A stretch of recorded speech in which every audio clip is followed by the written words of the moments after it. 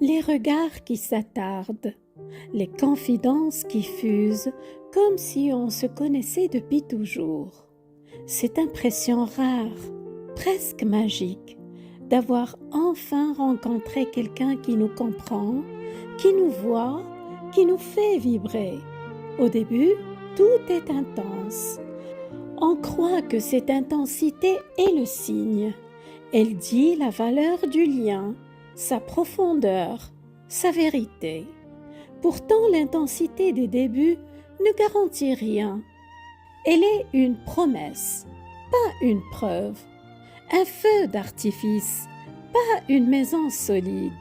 Ce qui fait la solidité d'une relation, ce n'est pas l'intensité du premier regard, ce n'est pas la passion des premiers mois, ce ne sont pas les papillons dans le cœur, ce n'est pas cette impression d'être fait l'un pour l'autre. Ce qui compte vraiment, c'est ce qui se passe après, quand l'enthousiasme retombe, quand les premiers désaccords apparaissent, quand les blessures arrivent, parce qu'elles arrivent toujours. La vraie force d'un lien, c'est sa capacité à se réparer. Et une relation sans ajustement est une relation figée. Aujourd'hui, dans les élans du cœur, nous allons regarder ce qui fait qu'une relation traverse les tempêtes sans se briser. Non pas l'intensité, mais la qualité des réparations. Je suis Fatem Zahra Alami. Je regarde ce qui vient après l'enthousiasme, après la chute, après la fêlure, ce qui permet de se reconstruire ensemble ou pas. Parce que parfois, aimer, ce n'est pas ne jamais se blesser, c'est savoir se retrouver après s'être perdu.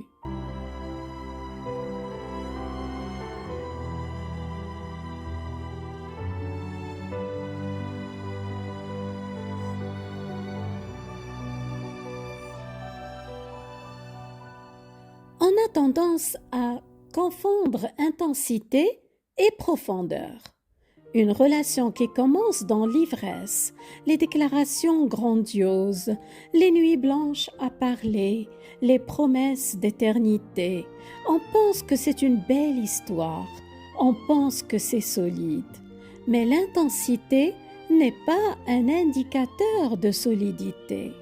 Elle peut être le signe d'un attachement anxieux, d'une quête de validation, d'une peur panique de l'abandon. Elle peut être le masque d'un vide qu'on cherche à combler. Elle peut être le feu de paille qui s'éteint aussi vite qu'il s'est allumé. Une relation solide n'est pas nécessairement spectaculaire. Elle peut être discrète, calme, sans grands gestes, sans déclaration théâtrale, mais elle tient. Pourquoi? Parce que ce qui fait la solidité, ce n'est pas la hauteur des flammes, c'est la qualité des fondations. Et les fondations, on ne les voit pas au début. On les voit quand ça craque, quand une dispute éclate, quand une blessure arrive, quand la confiance vacille. C'est là que l'on découvre si le lien a de la profondeur ou seulement de l'intensité.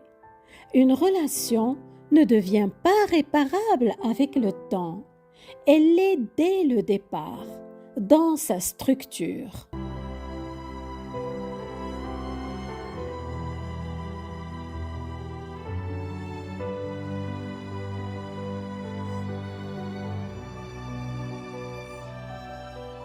Toutes les relations se blessent, toutes traversent des tempêtes, des malentendus, des moments de fatigue, de distance, de colère.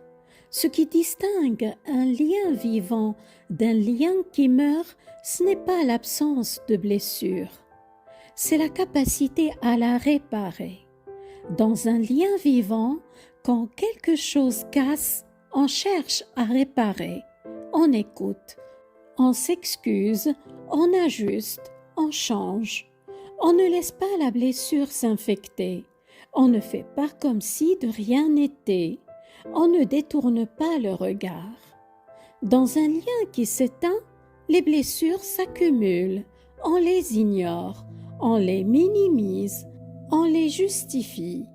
On se dit que ce n'est pas grave, que le temps arrangera tout. Mais le temps n'arrange rien, il enterre, il laisse pourrir. Et un jour, on se réveille dans une relation lourde, fatiguée, pleine de non-dits et de rancœur. On ne sait plus à quel moment tout a basculé, mais on sait que quelque chose s'est éteint. La capacité à réparer, c'est la vie du lien. Quand elle disparaît, le lien ne meurt pas d'un coup, il s'éteint doucement, comme une braise qu'on n'alimente plus.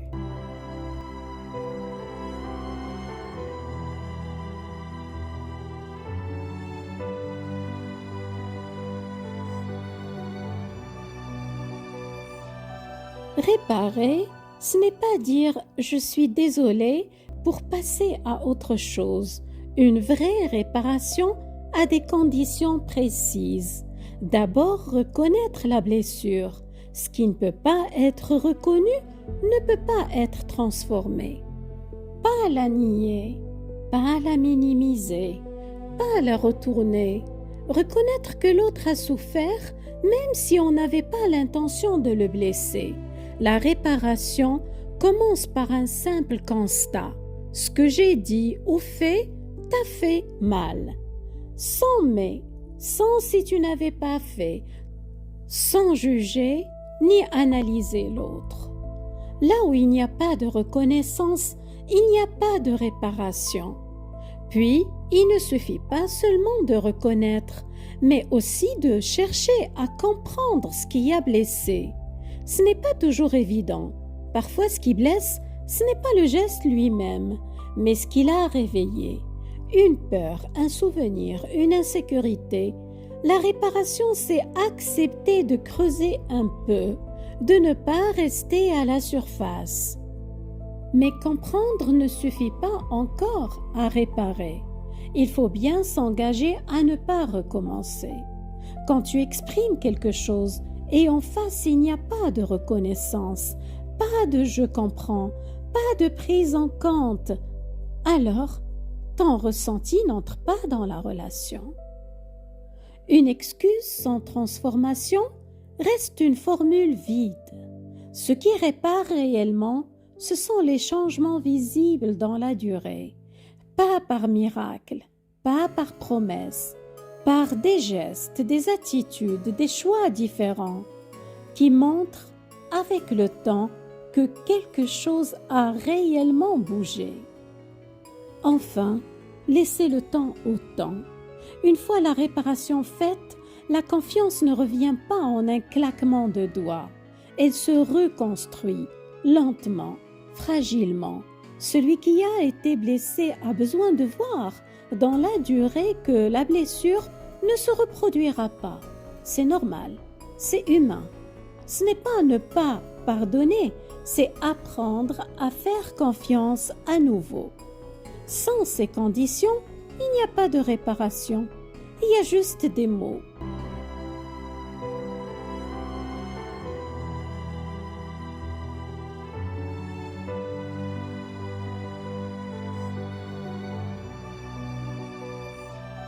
On parle souvent de communication, d'effort, de compréhension, comme si toutes les relations pouvaient être réparées.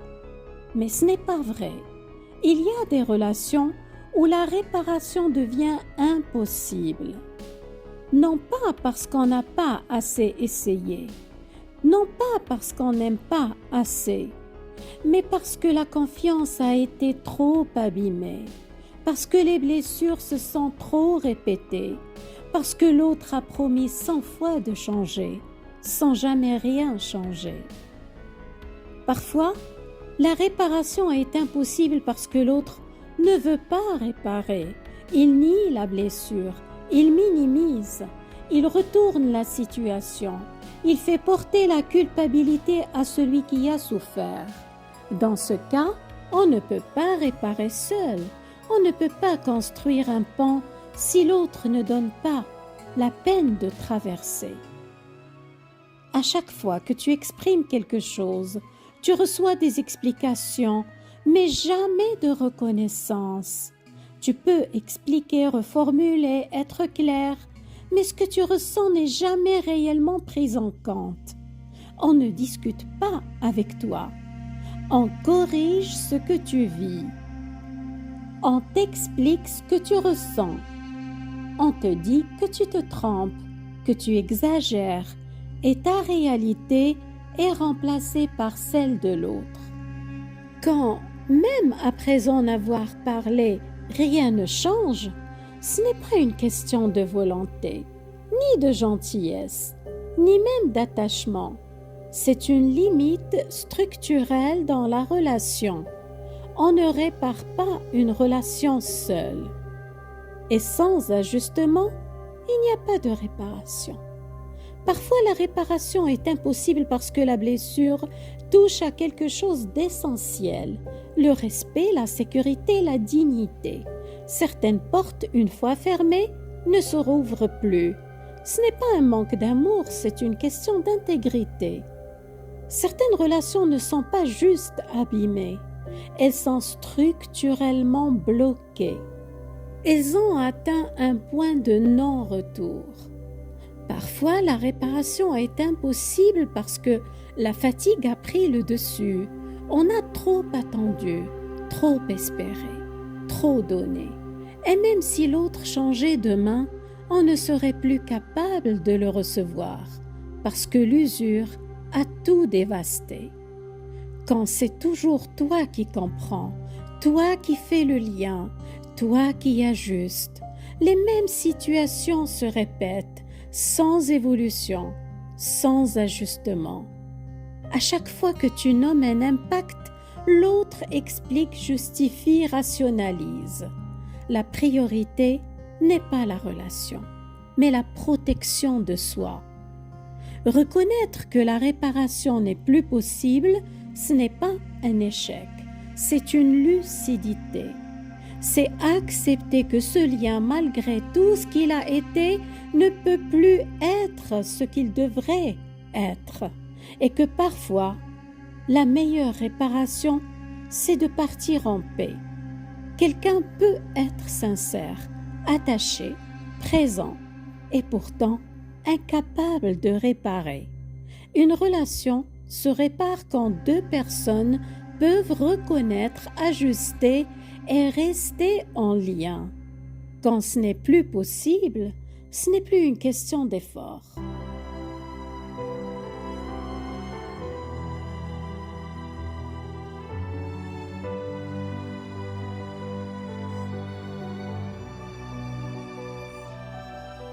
Toutes les relations peuvent passer par des tensions, mais toutes ne peuvent pas être réparées.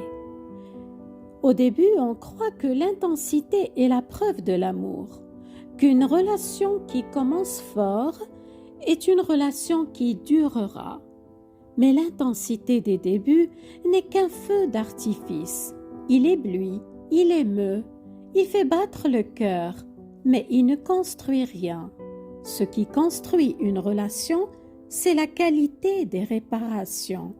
C'est la capacité à se dire « je t'ai blessé, je suis désolé, je vais faire en sorte que cela ne se reproduise pas ». C'est la capacité à entendre la douleur de l'autre sans se défendre.